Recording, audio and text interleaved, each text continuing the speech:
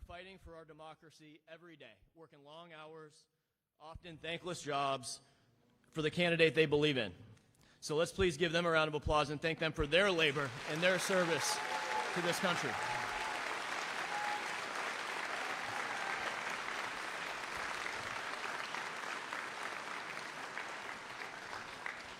We're not just here to eat some ice cream and listen to the progressive OG in this race, but to celebrate a holiday many of us don't think an awful lot about when we get this first Monday in September off every year, better known for beaches and barbecues than a movement that dominated the end of the 19th century. When labor leaders from New York, of course, successfully fought to dedicate this day, they never could have imagined the world we find ourselves in today, where the right to unionize is no longer guaranteed and under constant attack by activist corporate judges, where we've gone backwards on rights for collective bargaining, not forward.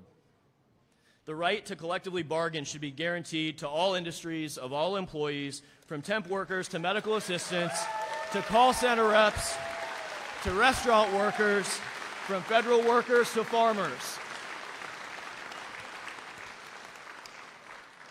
Whether you're caught in this economy at $10 an hour or 100 grand a year, labor, the people, can do better without the economy doing worse. It's important to remember that labor creates capital, not vice versa. Workforce development stimulates the economy from the ground up. And in a state where the governor refuses to address minimum wage and stimulates corporate profits at the expense of the workers in schools and communities in which they reside, this may be the biggest issue of our time. Bernie just released the best workforce development plan of any candidate in this race. What happened to pensions? People of my generation would sooner recognize a three-headed unicorn walking down the street than a pension. My daughter would be very interested in the unicorn. But the irony is not lost on me that perhaps the only person standing between me and working until I'm 99 years old rather than spending time with my future grandchildren is actually a 78-year-old with more energy than I'll ever have.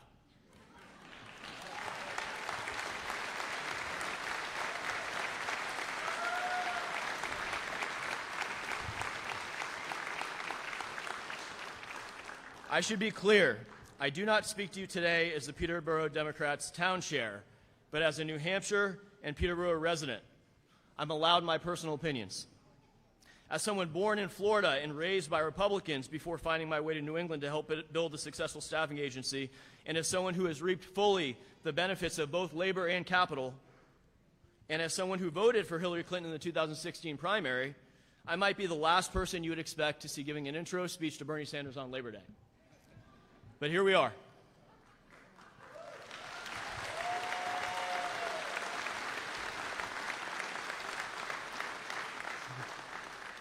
I never thought that my mom, a self-determined, fiscally conservative business owner, would one day tell me that her husband was uninsurable due to his pre-existing diabetic condition.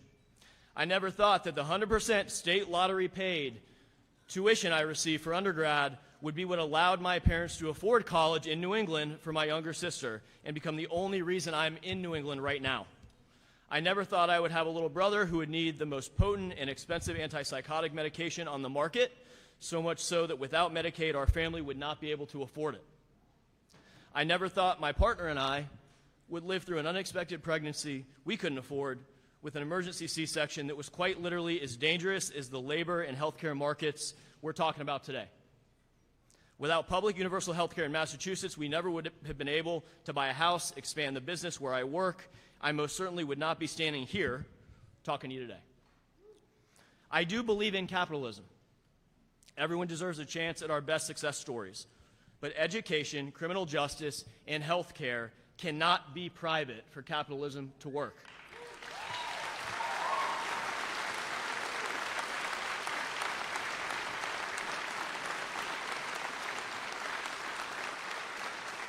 They eat away at the edges of the economy and the people they are designed to serve, and they make the free market less free. And let me tell you a little secret. This is to my undecided and moderate and Republican and Democratic and independent brothers and sisters out here. There's nothing crazy about Bernie's ideas. The only thing that's crazy is what we've come to accept as normal for the last 40-plus years.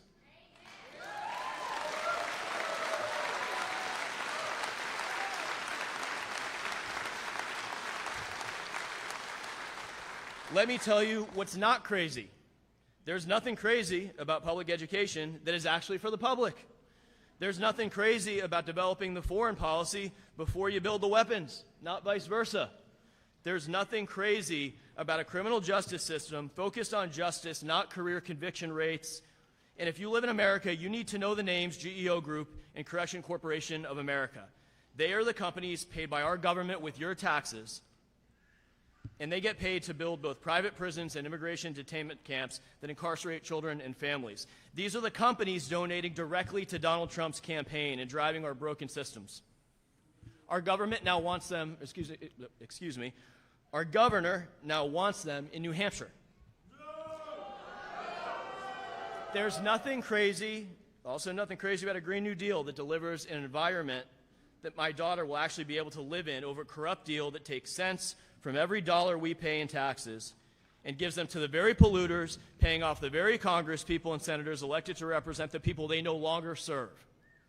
If we want the safest and most electable candidate to get us there, a return not to the dysfunctional normalcy of the past, but a paradigm shift that delivers safer outcomes for children and seniors alike. I know somebody who's been fighting for these values his entire life. From King to Columbine, Katrina to Enron, Bernie has been fighting for people since before the people, myself included, even knew who he was.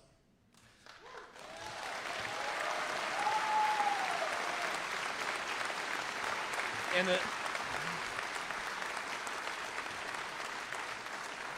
the best part about it is it's not about him. He doesn't care. It's not about him because for him, it will always be about us. We would be wise in the wake of the Obama and Clinton and Trump candidacies to remember electability is an outcome, not a qualifier.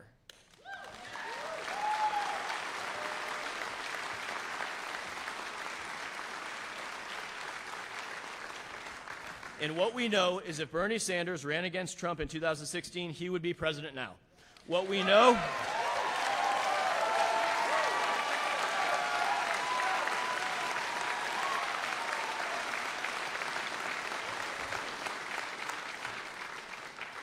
What we know is that if Bernie Sanders runs against Donald Trump in 2020, he wins in a landslide. Even back in my home state in Florida, which is redder now than it's ever been, he wins by almost double digits in Florida. And he sends Donald Trump back to where he came from, which is Queens. I'm sure AOC will gladly take care of him as a new constituent in a neighborhood that looks a hell of a lot different now than when Mr. Trump left there. The last political revolution that we had in this country was in 1980. It was a revolution led by a Hollywood actor on a horse, bought, sold, and paid for by corporate America on the backs of the American people and workers, and we know how the rest of that story goes. Now it's time for our revolution. Bernie Sanders will unite independents and Democrats alike, mobilize millennial voters in numbers we have never before seen in the history of this country, and energize people whose votes have historically not always been so easily cast or counted as ours are here in Peterborough.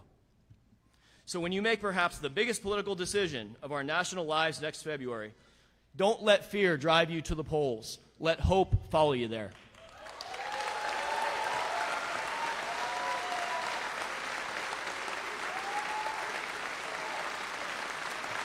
When you vote on February 11th, when you let the Democratic Party and the nation hear your voices, our voices, be loud. Join me in electing our next president of the United States of America, Bernie Sanders.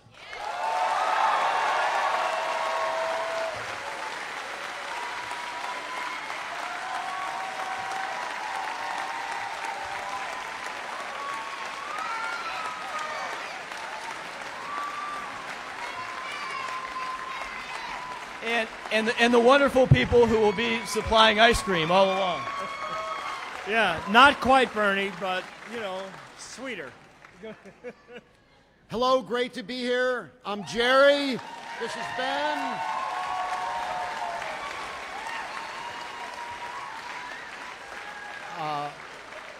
Hope you enjoyed the ice cream. I have to tell you, Ben & Jerry's as a company does not support candidates, does not support political candidates, but Ben and I are all in for Bernie.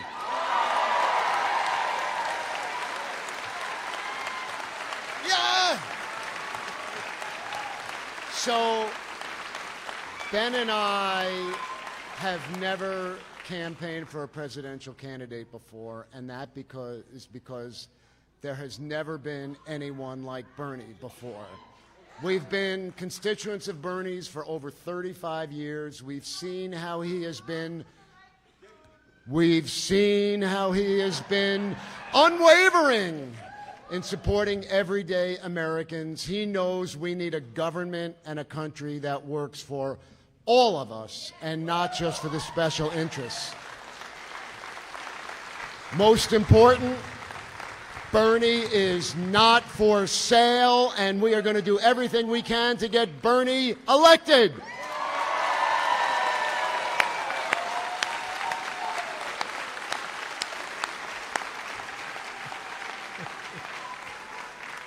I'm trying to get small for the mic. Oh, wow. No, must be for Bernie. That's for Bernie. All right. I'm going to get small again. Before Bernie, Jerry and I used to be the most famous guys from Vermont.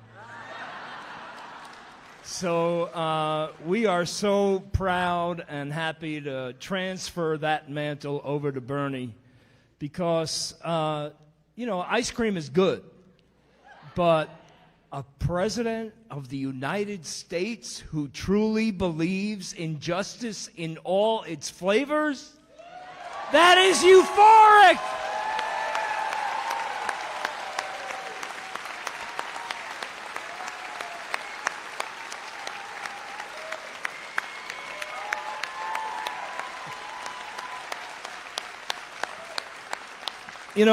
Euphoria is a high-minded word. But the reason Bernie will be able to transform Washington is that he's a down-to-earth guy and he's got a vision, and it's really simple. What would our country be like if it was designed to benefit regular, everyday people? He knows what he's up against. He's got no delusions. He's been there in the trenches. He's got the experience in what is today the cesspool of our government. And that is what will enable him, along with the help of all of us, to finally flush the crap down the drain.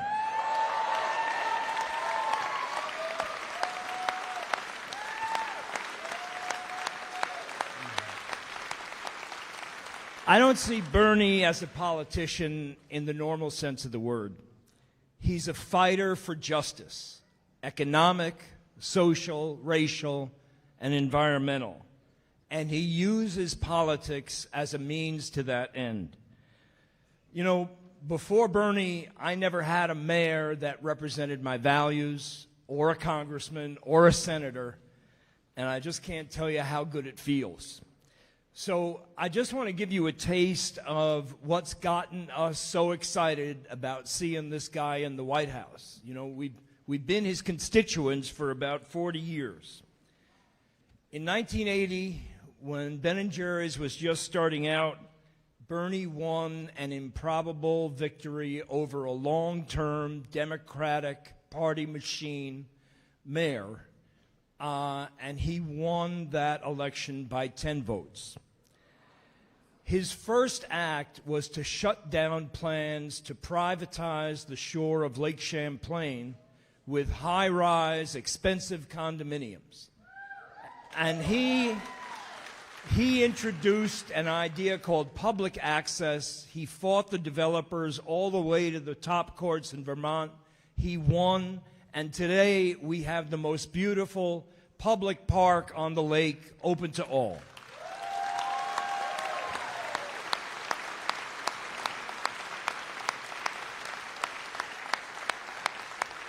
When he became my congressman, he personally took busloads of women with breast cancer over the border into Canada so that they could buy their prescription drugs at 1/10 the cost. He was the first president, he was the first congressional person to do it, and others have followed. He voted against NAFTA before being against NAFTA was cool. He voted against going to war in Iraq twice. Then, in 2007, he defeated the richest man in Vermont to become my senator. As senator, he led a successful effort to prevent cuts to Social Security benefits and benefits for Medicare recipients. And last September, Bernie introduced the Stop Bezos Act.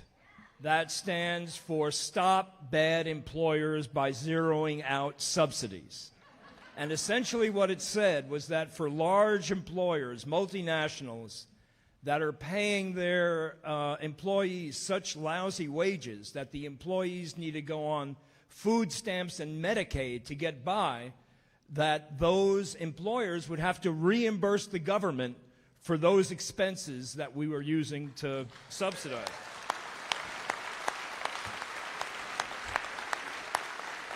A month after he introduced it, Jeff Bezos, head of Amazon, raised the minimum wage at Amazon to $15 an hour.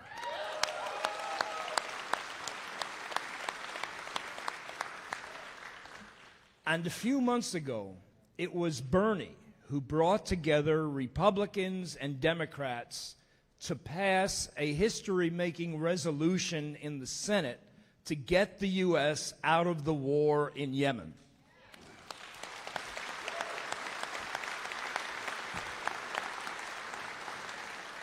You know, look, I know that the most important thing for every Democrat is to defeat Trump. It's the same for most independents. It's the same for me. It's the same for Bernie. And the reality is that in poll after poll after poll, when they match up Bernie against Trump, Bernie beats Trump. Bernie beats Trump. Bernie beats Trump. Bernie beats Trump. Bernie beats Trump. Bernie beats Trump. Yes. Bernie beats Trump. And I need to tell you that when we all work together to get Bernie elected, Jerry and I become the ministers of ice cream. And I promise a pint in every freezer, a sundae in every bowl.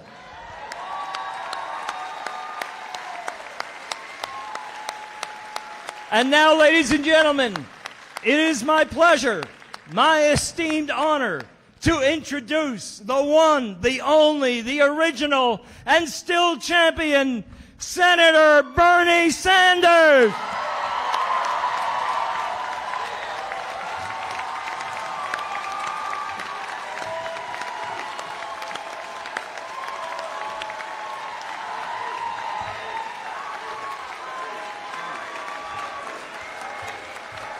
Whoa!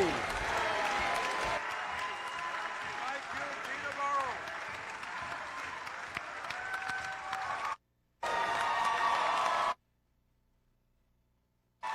Whoa.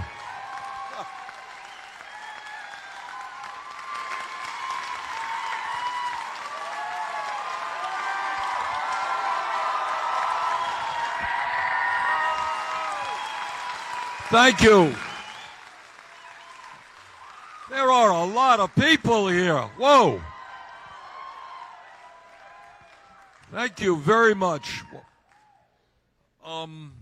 Let me begin by thanking Mary Gatchell and her music. Let me thank Sam Jaffe and Michael Strand. And let me say a word about two guys I have known forever, Ben and Jerry. Now, you all know that Ben and Jerry over the years have made us fat. But we forgive them for that, because that ice cream is very good. But what you may not know is that Ben and Jerry have played an enormously significant role in making much of the business community in this country far more progressive than it used to be. You know, they were active. They helped form a group called Businesses for Social Responsibility. And what they showed is that you could run a good, successful, and profitable business and yet treat your employees with respect. You could treat the environment with respect. And in case of ice cream, they have been a big help to Vermont dairy farmers. So the point is what they have shown the country is that you can be successful business people without being greedy or without being corrupt. So I want to thank Ben and Jerry for that.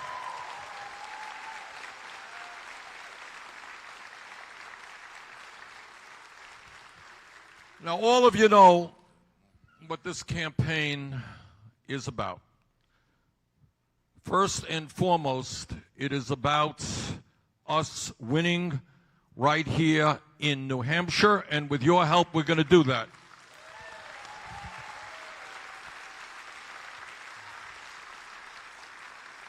With the support of many of you, we did well last time around, but we take nothing for granted. We are going to be back in the state. We're going to be in community after community. We're going to be talking to many thousands of people here in New Hampshire, and I am confident that with your help, we're going to pull off a major victory here. So thank you for that.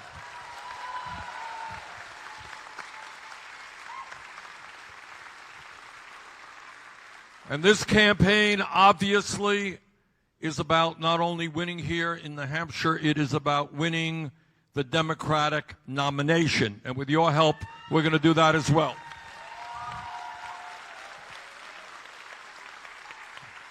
And once we win the Democratic nomination together, we are going to have the privilege and the joy of defeating the most dangerous president in the history of this country.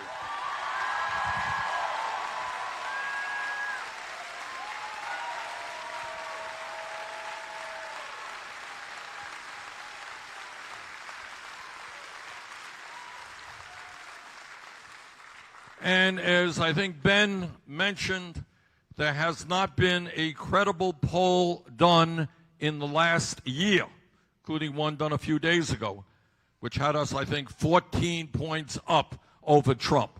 We can defeat Trump, and we will defeat Trump in New Hampshire and all over this country.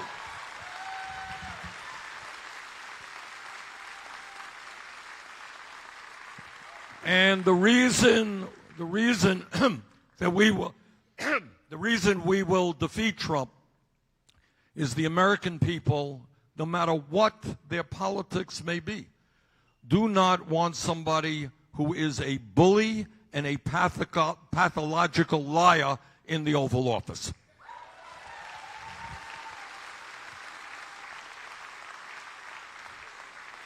And the American people do not want a president who is a racist, and let's call it out as it is, who is a sexist, who is a homophobe, and who is a xenophobe and a religious bigot.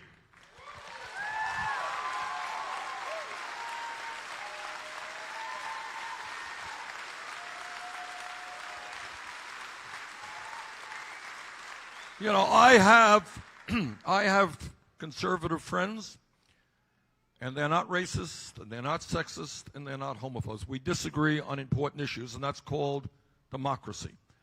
But today we have a president who every single day embarrasses us. We do not want a bully as a president. We do not want somebody who is antagonizing our historic allies all over the world. We do not want somebody who has an affinity for authoritarian governments all over the world. We want a president who believes in democracy and human rights, not authoritarianism.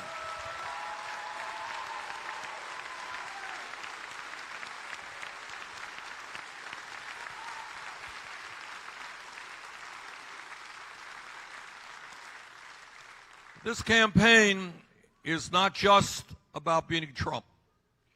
this campaign uniquely, of all of the campaigns out there, is about transforming the United States of America and creating an economy and a government that works for you and you and you and ordinary Americans, and not just wealthy campaign contributors.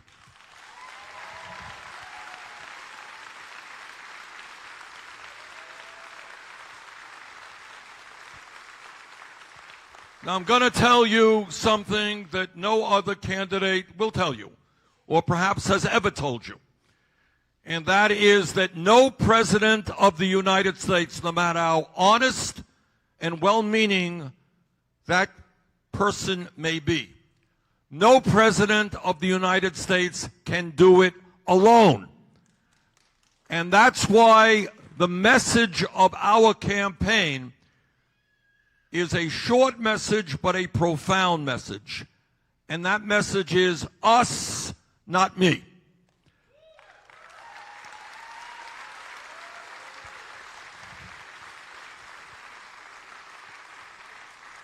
And that means two things. It means two things. From a philosophical point of view, what it means is that our understanding of what life is about and how we are supposed to live our lives is very different from what Donald Trump believes. What Trump and an entire group of the elite in America believe, what the corporate elite believe, is that what life is about is stepping on other people, lying, cheating, stealing, doing anything you possibly can in order to become very, very wealthy. That's what they do. Before Trump was president, he was involved in some 3,000 lawsuits as a business person. And that means made an agreement with somebody and the day after, canceled that agreement. Said he'd pay you something the day after, no. Lying, cheating, corruption, getting on top, stepping on other people, getting tax breaks for the rich, cutting Social Security, that is their view of what human life is about. Our view is a very different view. Our view says that my family has got to worry about your family, and your family has got to worry about my family, because we are in this together as human beings.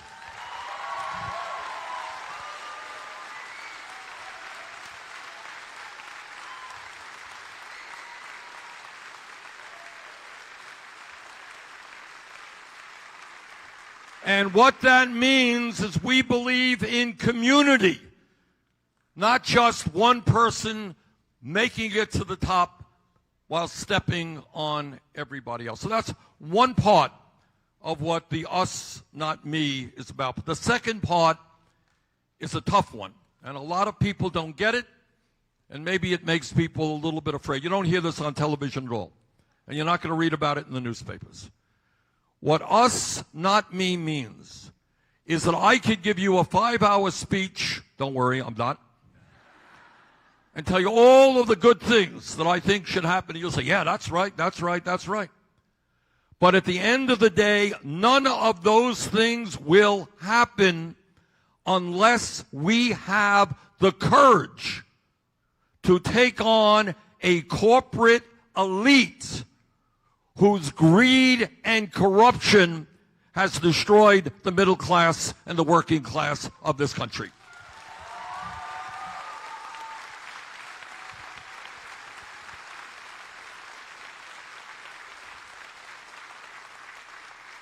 So I'm not here to say, vote for me, we're going to do all these great things. What I'm saying is, vote for me, come down to Washington for the inauguration, and then the day after, we're going to get to work transforming this country.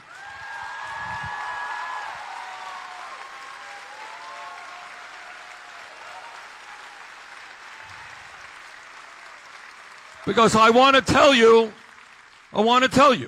a truth. Again, you're not going to see it in the corporate media by definition. And that is, where is the power in America?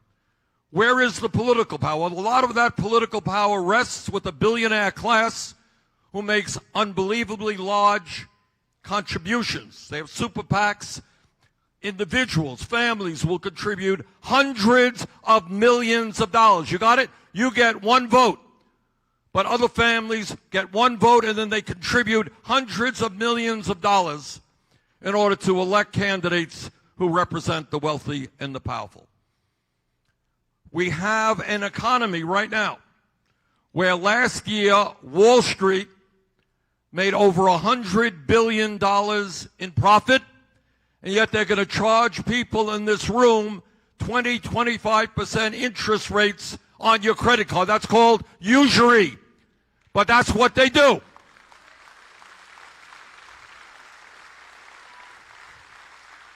Nobody talks about it. We are going to talk about it. We're going to break up the large banks on Wall Street.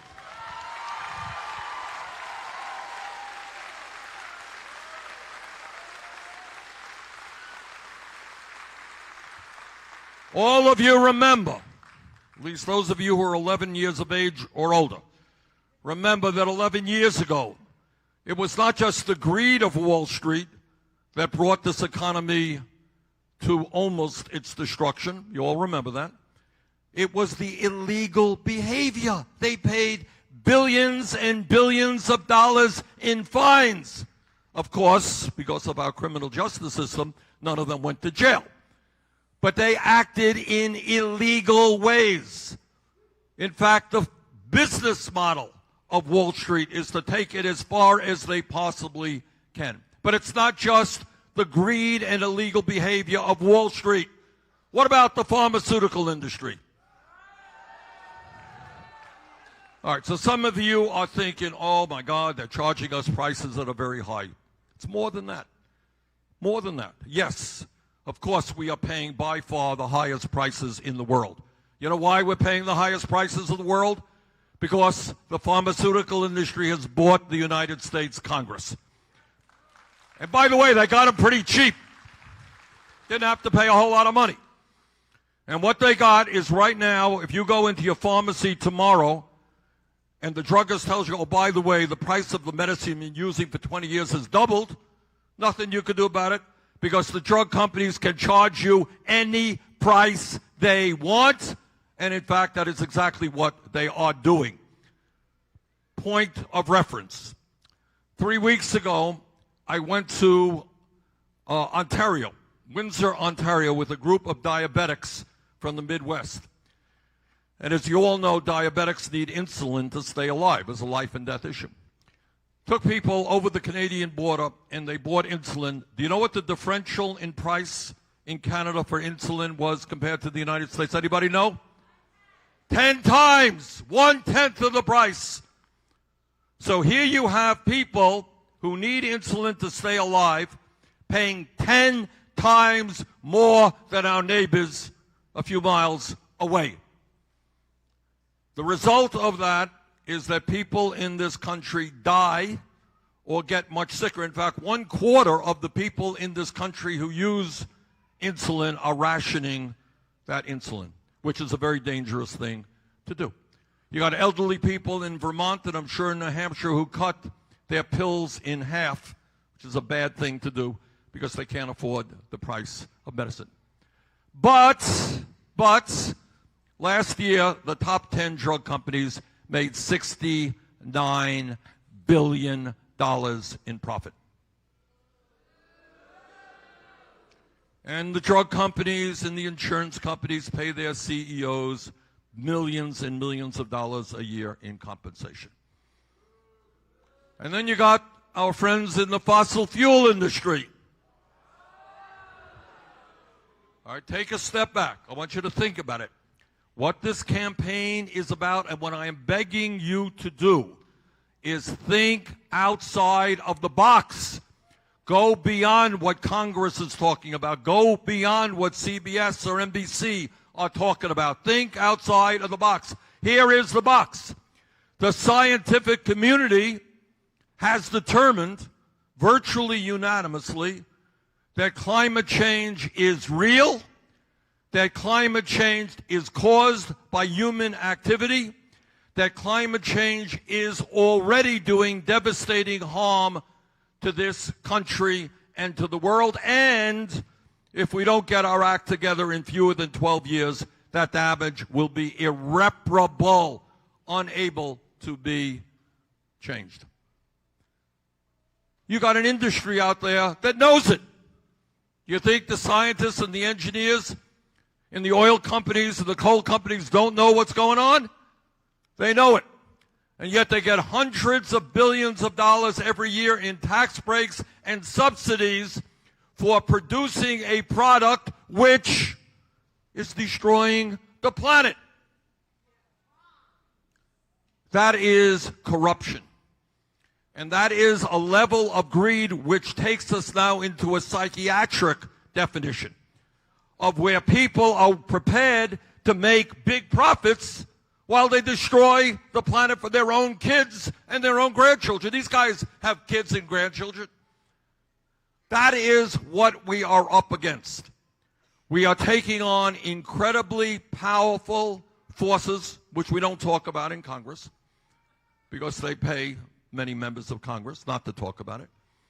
And that is what we are up against. So tonight, what I'm asking of you is, number one, I need your help to win the nomination. But number two, I would not be running if my goal was not to transform our economy and the government so that we have a nation in which our government works for all of us and not just the 1%.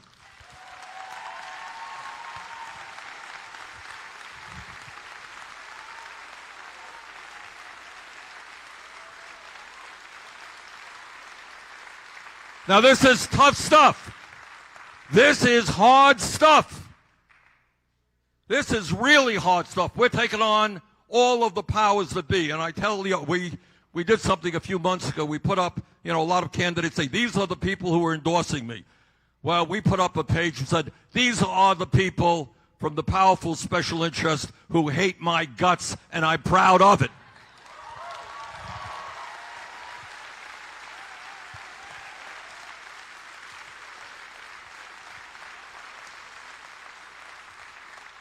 You could tell about somebody, not just who his friends are, or her friends are, but who are the people who hate them. So I am proud to tell you that the leaders of Wall Street and the drug companies and the fossil fuel industry hate me very much.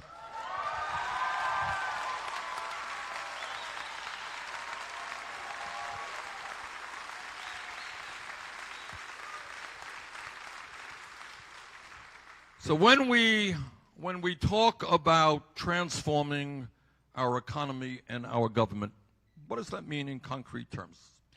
Number one, it means that if you work 40 hours a week here in the United States, you should not be living in poverty. Not a radical idea.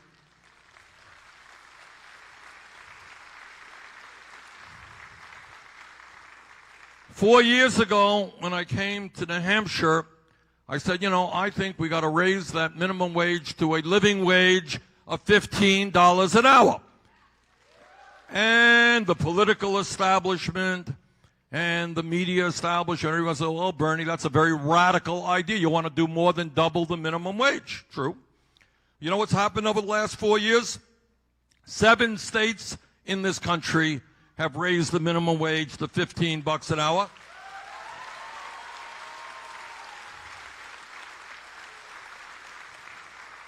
The U.S. House of Representatives passed legislation to raise the minimum wage to $15 an hour. And we are going to do everything that we can to have Mitch McConnell bring my legislation onto the floor of the Senate to raise the minimum wage to $15 an hour.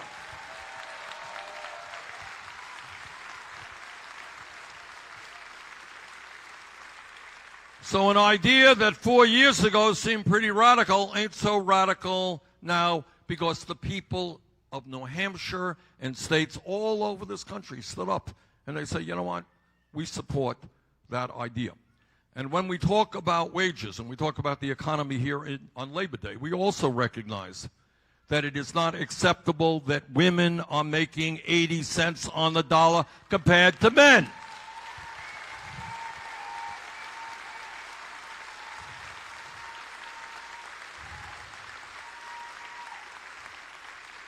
Not a radical idea to say that in America we should have equal pay for equal work.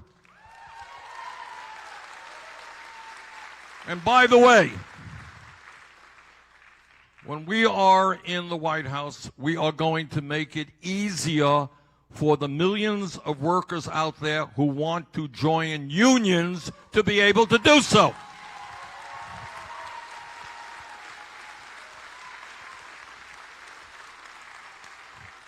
And I will tell you why we are going to win this election. And we talk about what's going on here as we celebrate Labor Day. Right now in this country, which is the wealthiest country in the history of the world, we have more income and wealth inequality than at any time since the 1920s. Now, you don't see this. This is not an issue that the media thinks is terribly important, but I do.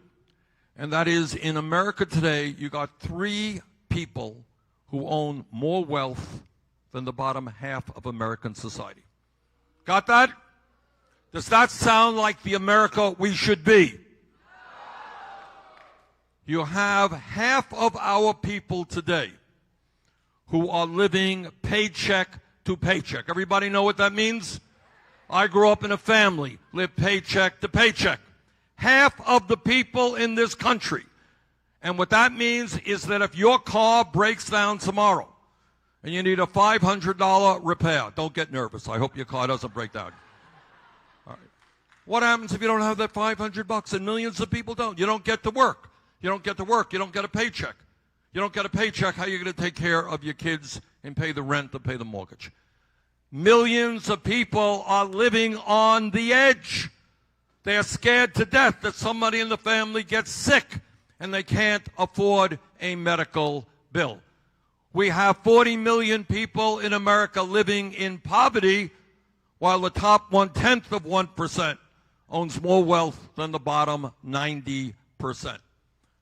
We have tonight in the United States of America 500,000 people who are homeless in America. So all we are talking about is ending this massive level of wealth and inequality where, I want you to hear this, over the last 30 years, top 1% has seen a $21 trillion increase in their wealth. You got that? 1%, $21 trillion increase in their wealth. Bottom half of America, $900 billion decline in their wealth. Now, we don't talk about that very much. 1% doesn't want to advertise that fact. We will talk about it, and we will address that issue.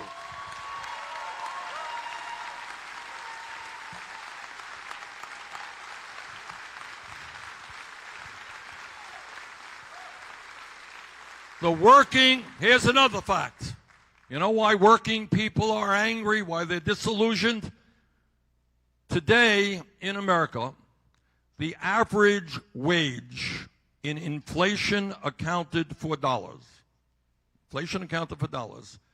is exactly the same as it was 45 years ago, despite a huge increase in worker productivity and an explosion in technology.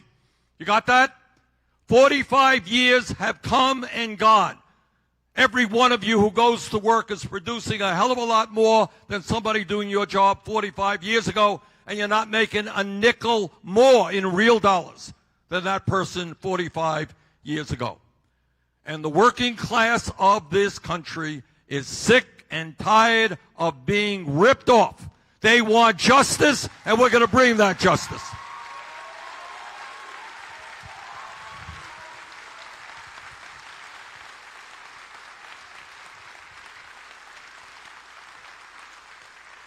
We are going to create jobs that pay people a living wage by rebuilding our crumbling infrastructure, our roads and our bridges, our water systems, our wastewater plants. And when I talk about infrastructure, I'm talking about affordable housing.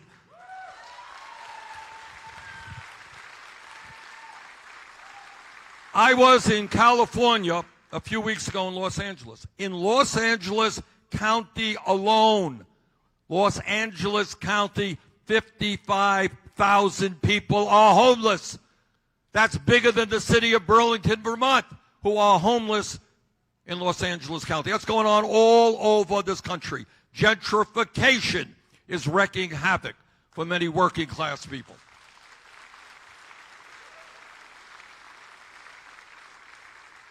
So we've got to create a housing policy that works for working families and not just real estate developers like Donald Trump.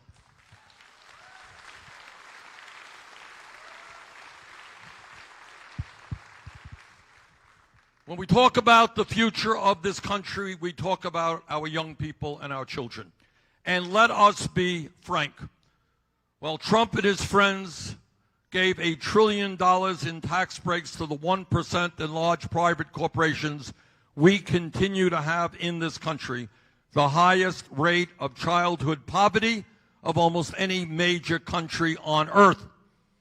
Every psychologist in this country will tell you that 0 through 4 are the most important years of human, emotional, and intellectual development. And yet we have a child care system which is horrific, where the average working class person cannot find quality, affordable child care. So if we love this country, and I see many of my Republican friends in front of these big flags, they love America. If you love America, love the children of this country and the future of America.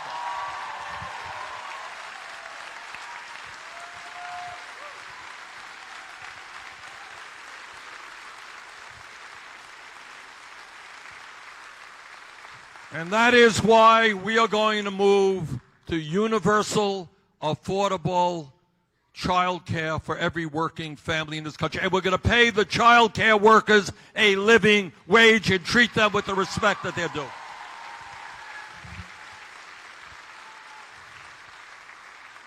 And we're going to significantly improve public education in America.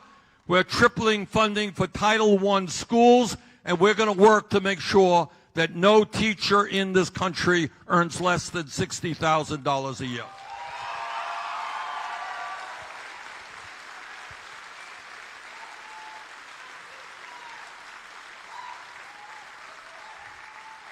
And what we are talking about is more than money. We're talking about changing the value system of this country. You got basketball players and football players, baseball players signing contracts for tens and tens of millions of dollars. Don't tell me we cannot afford to pay the teachers in this country the wages that they deserve for the important work that they are doing.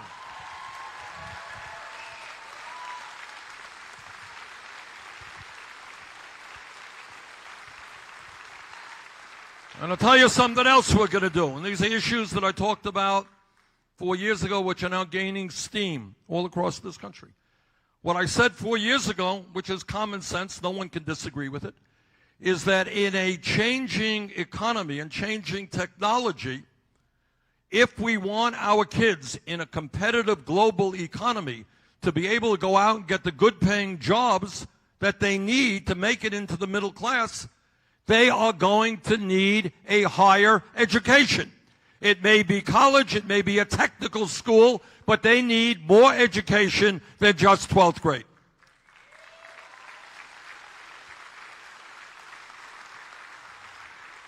And 4 years ago, when I said that we should make public colleges and universities tuition free, it was thought to be a very radical idea.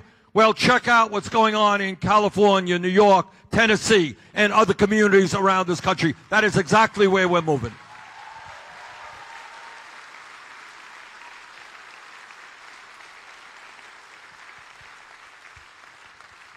And when we talk about education, we tell our young people, we say, go out and go to college, get the education you need to fulfill your dreams. And then they say, well, thanks, I just left school $80,000 in debt, and I'm making $12 an hour. And I'm going to be in debt for 10, 20, 30 years. In fact, I bumped into a guy recently who was very worried that his Social Security check was going to be garnished in order to pay his student debt. Been paying it off for decades. And that is why I believe the time is right now that we should cancel all student debt in America.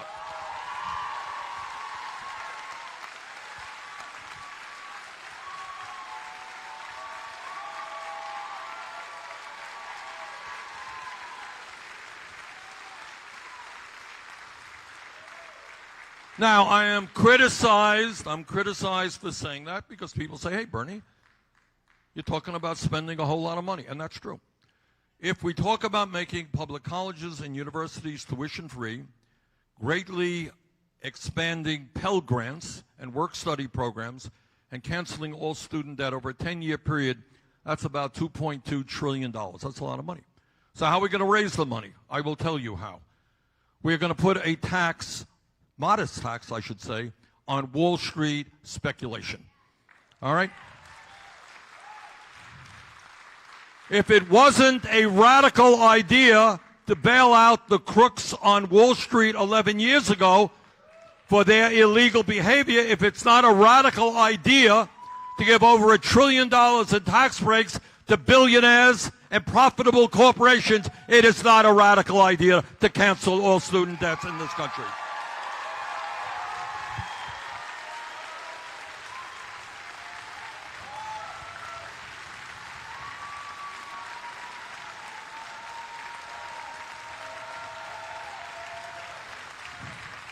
See, but this requires all of this, and I'll be attacked on every television show in the world on this, but all of this requires us to think in a new way.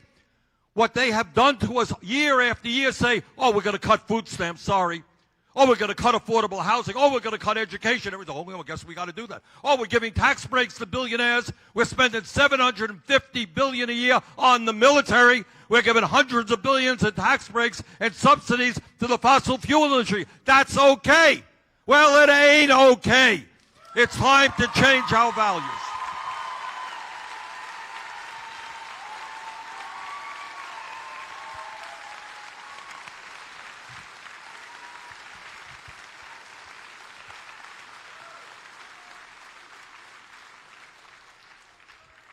That's another issue where we have to rethink it. What I'm trying to say to you, a couple of weeks ago I was in Iowa, and somebody gave my grandson, who was 8 years old, they gave him this lovely little sign, which he took up with him.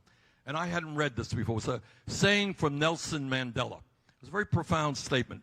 And I'm paraphrasing him. I'm probably getting it wrong. And what he said was, everything is impossible until it is done. You all know what that means? Everything is impossible until it is done. In other words, oh, we can't do that. We can't do that. Oh, yeah, that was no problem. We did it. And that's what happens. That's what happens. That happens all of the time. 100 years ago, women in America did not have the right to vote. And the overriding theme was, that's women don't want to vote. They shouldn't vote. They should stay home. But women stood up and fought back. Workers stood up and fought back and created unions. The African American community stood up and demanded an end to racism. The gay community stood up and demanded justice. Everything is impossible until it happens.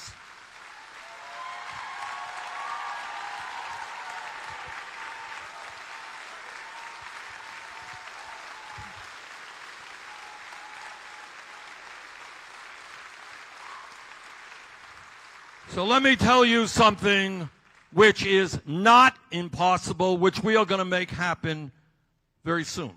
And that is, we are going to end the disgrace of the United States of America, our beloved country, being the only major country on earth not to guarantee health care to all people as a human right. We're going to end that.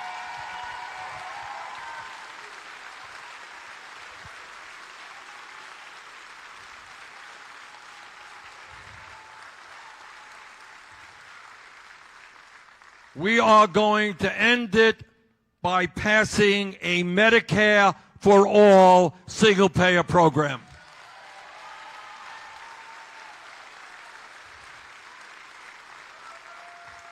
And the reason, brothers and sisters, the reason, and I'm looking at all those folks way in the back there. Hi.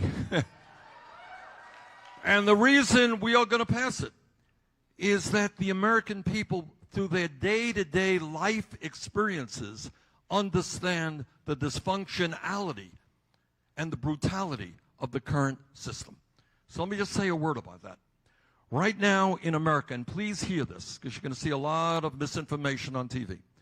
Right now in America, we spend twice as much per person on health care as do the people of any other country. So, in other words, if I had a $50,000 car and you had a $25,000 car and your car did a lot better than mine, something is wrong. We are spending twice what the Canadians and others are spending in the developed world. What are we getting for $11,000 per person? This is what you're getting. You're getting 87 million people who are uninsured or underinsured.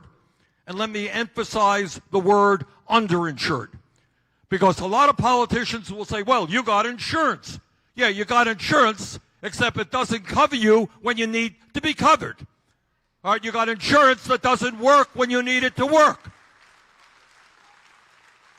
So right now, you have a system in which you and your employer will pay premiums. You will pay co-payments, and you will pay out-of-pocket expenses for those procedures that are not covered and for your deductible. Question, what kind of deductibles do people have here? Anyone want to tell me? 5,000? All right. How much? 10,000? 7,000. 10,000 right here. In other words, you got insurance. You're a statistic that says you're insured. But that doesn't mean you can go to the doctor or the hospital when you need to go.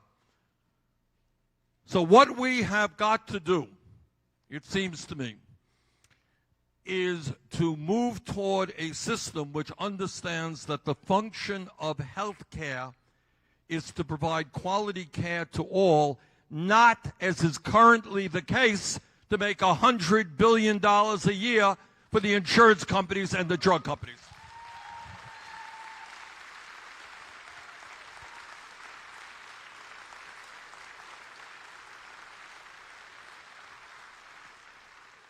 So right now, this is where you are. Listen to the dysfunctionality of the current system. Remember, the most expensive system in the world. 87 million uninsured and underinsured, and that means that some 30,000 Americans every year die needlessly because they don't go to the doctor when they should. Ask your doctor about people who did not make it because they went to his office or her office too late. 30,000 die. We have today, if you can believe it, 500,000 people a year who go bankrupt. And you know why they go bankrupt? Not because of medical expenses. Now just think about it. If God forbid somebody in this room is diagnosed with cancer, diagnosed with serious heart disease, somebody in the family is diagnosed with Alzheimer's, you got enough to worry about in terms of how you're going to get your feet back on the ground. Who should you go to as a doctor? What kind of medicine should you take? What hospital do you do? What kind of treatment? How do you pay for the things your family needs if you're not working? You got a lot of things to worry about. You should not have to worry about going bankrupt because you can't afford the hospital bill.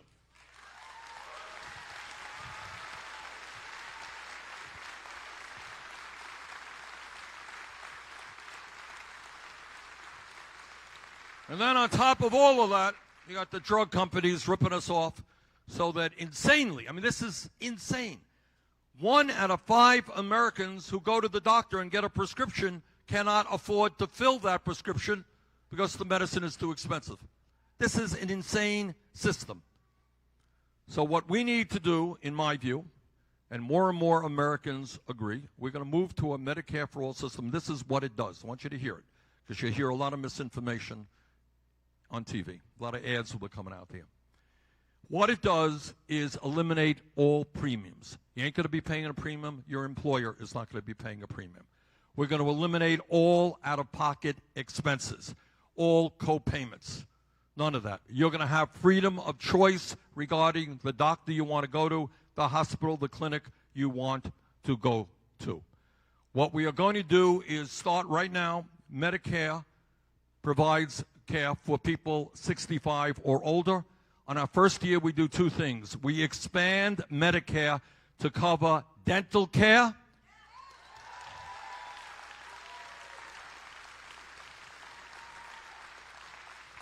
to cover hearing aids and eyeglasses.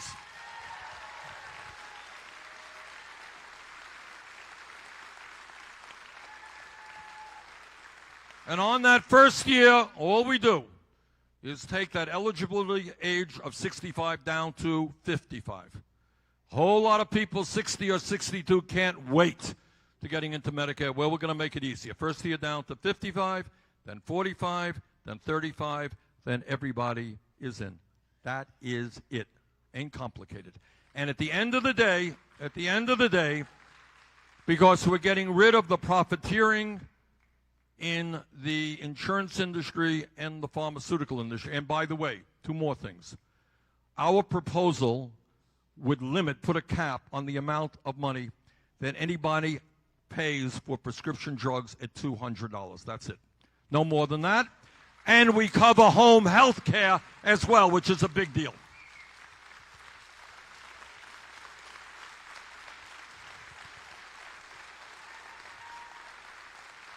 Now, people say, all right, that sounds really good. How are you going to pay for that? Well, we're paying for it already.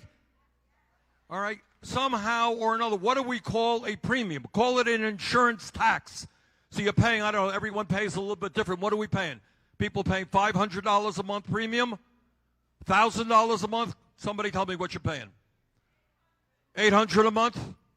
All right, that's $96. That's almost $10,000 a year. Let's call it not a premium, but a tax. Do you have a deductible? What's your deductible? 500. Okay. Okay. What other premiums are people paying? $360 on Medicare. All right, we're going to end that as well. You're not going to pay that anymore. Yes. What else are people paying? $600 a month. That's $7,000 a year premiums. You got a deductible as well. $10,000 deductible.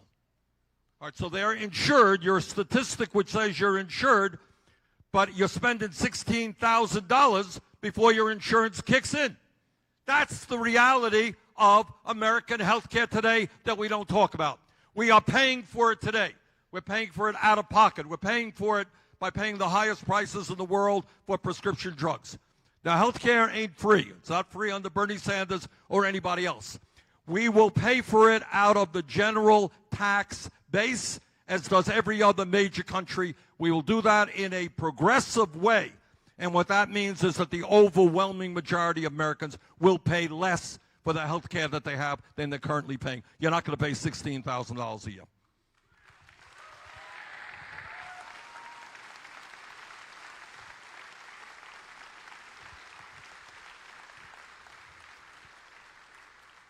Now, poll after poll shows that the American people want us to move in that direction. Where is the opposition? Well, the opposition obviously comes from the folks who think that the current system is a great system. And for them, it is. If you were the CEO of an insurance company making $20, $30 million a year, not a bad system. All right? So we are going to have to take on an industry that made $100 billion in profit last year. Mark my words. I don't know if they've begun it or not. They have in Iowa. They'll be here soon. You will see 30-second ads telling you that Bernie Sanders is terrible, that Medicare for all is terrible, that you don't want to change the system. Please understand who is paying for those ads. That is the insurance companies and the drug companies who made $100 billion in profits. Their concern is not your health care. Their concern is their profits. and we are saying enough is enough.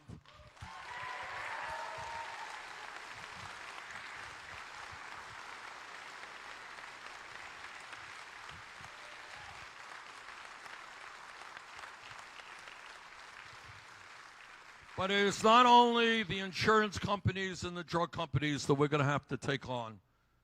We're going to have to take on the fossil fuel industry. Now, Donald Trump may think that climate change is a hoax. I think Donald Trump is a hoax.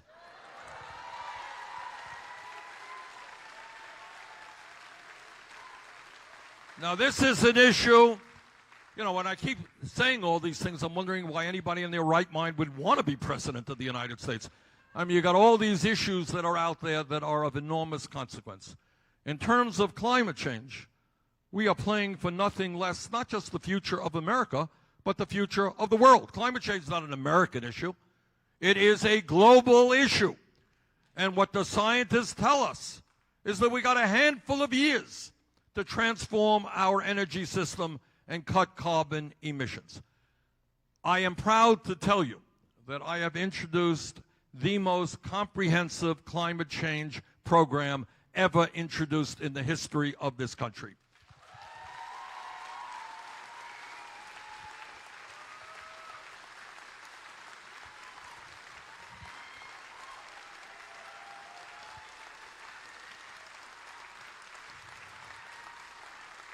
And this is a program,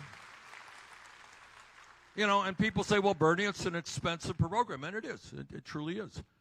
But I want you to look, again, outside of the box. What is the alternative? If there was a fire raging through this building, you got to put out that fire. We have to save lives. We are fighting for the future of this planet.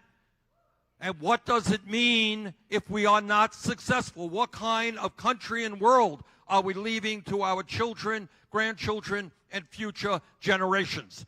This is the moral issue of our time.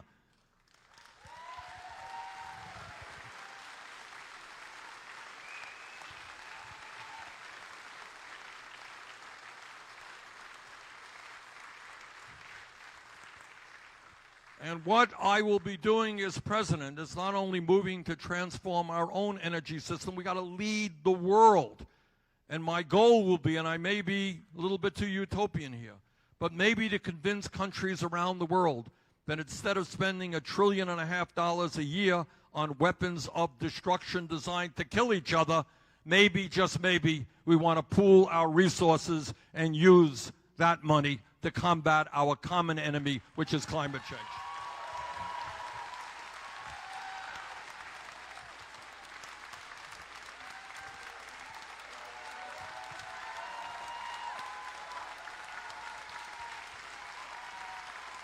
Thank you.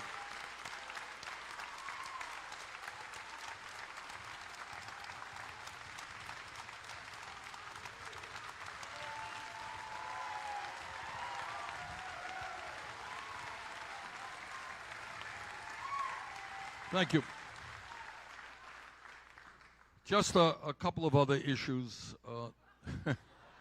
You know, when you just, and I'm not covering all of the issues. We'd be here all day.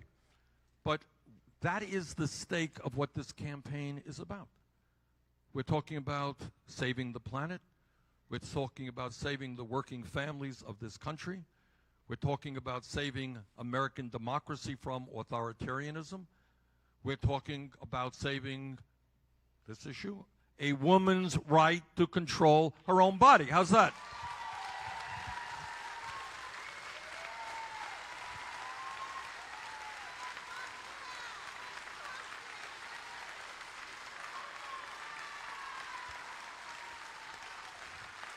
You know, I don't have to tell anybody in this room about the degree of hypocrisy which exists in politics today. You know it as well as I do. But I must confess that I do smile a little bit when I hear my right-wing colleagues talk about their hatred of big government and their desire to get government off the backs of the people. Right? Let's deregulate. Get government out of your life. Except if you are a woman who wants to control her own body.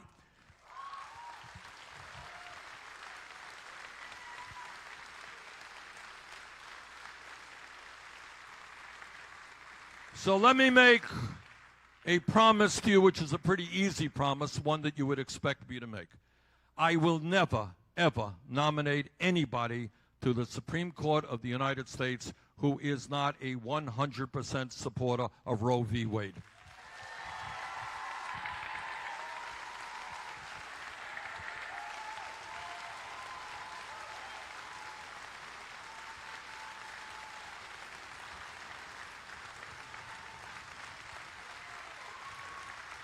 Last point. I know all of us were numbed by now and just horrified by, we turn on the TV and we hear about another mass shooting. Most recent one in Texas, following the ones in El Paso and Dayton, and on and on and on it goes. All right. And people are asking, why aren't we doing something about this? And in truth, the good news is that the American people, whether they're rural folks in Vermont, in New Hampshire, they're urban people in New York and Los Angeles, whether they're gun owners or non-gun owners, they want Congress to act. There is overwhelming support, like 90+%, to expand background checks so that people should not own guns who have violent pasts.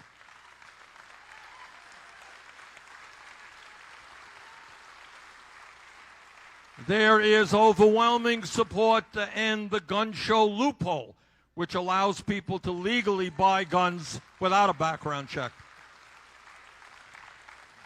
There is overwhelming support to end the so-called straw man provision, which allows you to go into a gun store, legally buy guns, and then sell it to criminals.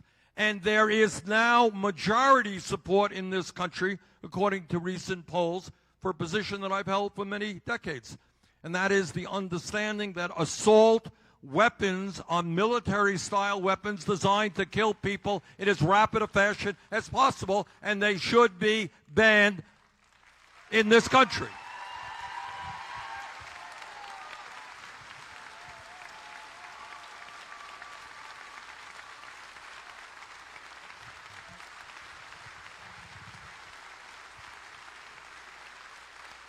All right.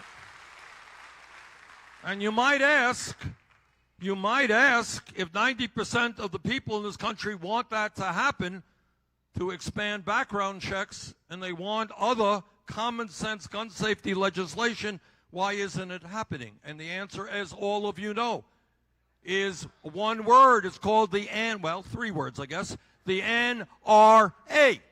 So we are telling Trump and McConnell, listen to the American people, not the NRA. Let's do serious work on gun safety legislation.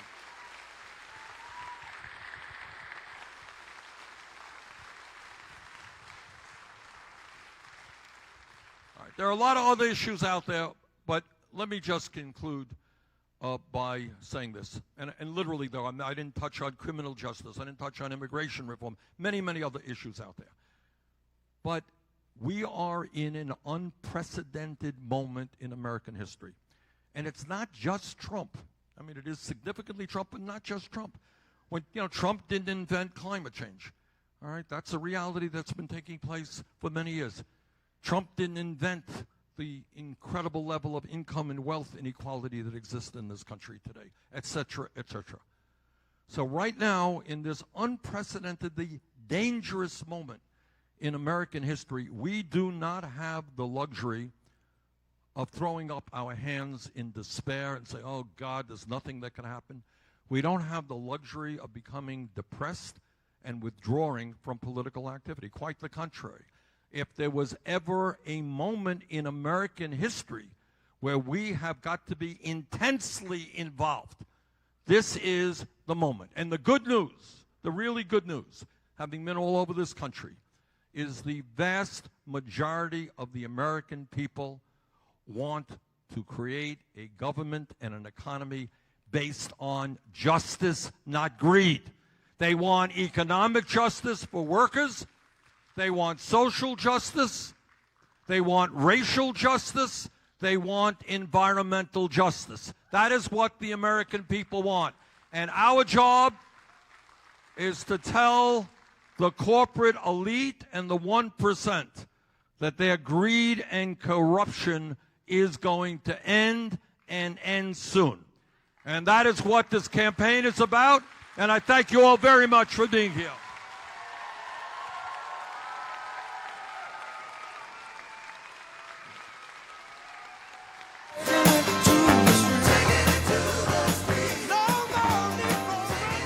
All right. Thank you all very much.